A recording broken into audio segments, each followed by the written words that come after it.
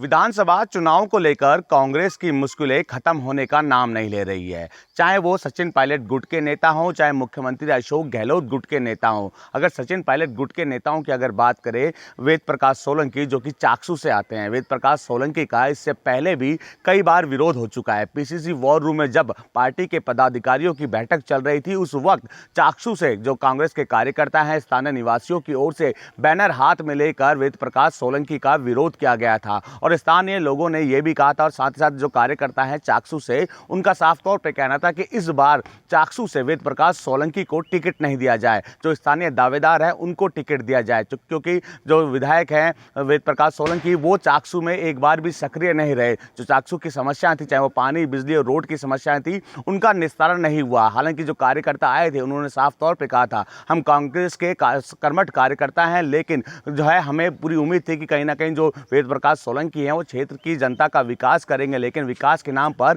केवल खानापूर्ति वेद प्रकाश सोलंकी की ओर से की गई। हालांकि कांग्रेस की ओर से वेद प्रकाश सोलंकी को टिकट तो दे दिया गया, लेकिन अब विरोध के सर तेज हो चुके हैं। हालांकि वेद प्रकाश सोलंकी जो कि सचिन पायलट गुट से आते हैं और सचिन पायलट के साथ कंधे से कंधा मिलाकर चलते हैं, टोंक में जिस तरह सचिन पायलट की ओर से सभाएं की जा रही है, वहां पर भी वेद प्रकाश सोलंकी उनके साथ कंधे से कंधा मिलाकर चल रहे हैं। लेकिन वेद प्रकाश सोलंकी के क्षेत्र की अगर बात करें, यूं कहें कि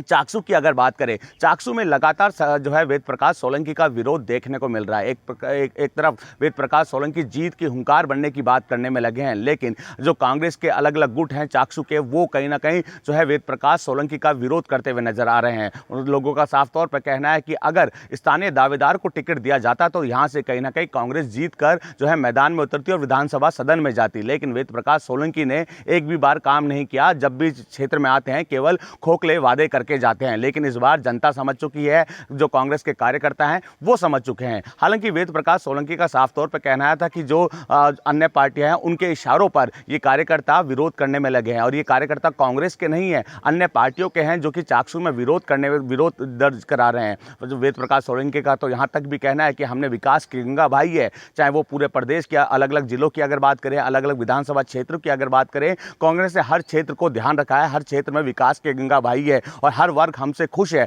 जो लोग विरोध कर रहे हैं चाकसू में, वो कांग्रेस के कार्यकर्ता नहीं है, कांग्रेस के जो है समर्थक नहीं है, ये अन्य पार्टी के हैं। यूं कहें कि बीजेपी पर सीधे आरोप वेद प्रकाश सोलंकी की ओर से लगाया गया कि ये जो विरोध कर रहे हैं ये बीजेपी के कार्यकर्ता हैं, बी पार्टी, यूं कहें कि बीजेपी की पार्टी के एजेंट है, जिनकी ओर से विरोध दर्ज कराया जा रहा है। हालांकि